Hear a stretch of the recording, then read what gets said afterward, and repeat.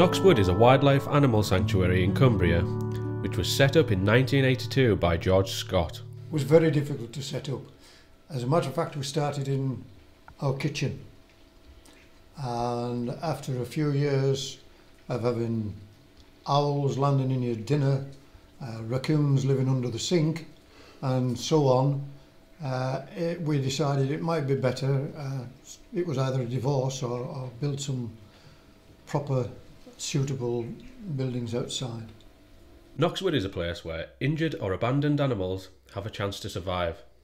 Many get released back into the wild, but unfortunately some become permanent residents, receiving full-time care thanks to Knoxwood's dedicated staff. This is a barn owl and his name is Boom. He is just over a year old. He was actually a gentleman's who unfortunately passed away, and his neighbour wanted to find a good home for him.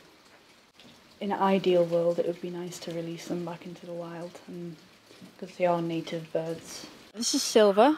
He's a hooded crow, and he's native to actually more up north in the Scotland area than in this area, so you don't tend to see them around here. He was hand-reared at another sanctuary, and when that sanctuary, I think it actually closed down, he was rehomed here along with a few other corvids. And he's actually coming on to about 25 years old. He was 20 when he got here, so he's a really old crow. This is a pogo, and she's a raccoon. She's getting into her mid-20s now, so she's getting into real old lady stage. You might find Pogo's water dish is often quite dirty. What she likes to do is she drops her food in and seems to clean it. If she accidentally drops something, she'll go over to her water bowl and she will actually dip it in the water and pick all the little bits off so she can have nice clean food to eat. She does prefer to have her platform for bathing, which is really important to her. She needs a nice high platform where she can chill out for the whole day and just soak up some rays, really. She will never be released, as these animals are not native in the UK. They are found in parts of Europe and in America, but not here. It's illegal to release a non-native animal into the UK. This is Scooby. He's a red fox. Scooby is about 7 years old now. He will not be released into the wild. Unfortunately, he will wander up to anyone, which might not be safe for him. He probably doesn't have much in the way of road sense. He doesn't have much fear of people, which for a wild animal isn't really ideal. We also think he's not very good at hunting, because he is a little bit undersized as well for a fully grown male dog fox. Annually, the hospital alone costs £32,000 to run. Knoxwood do their own fundraising and are not funded by any council or government body.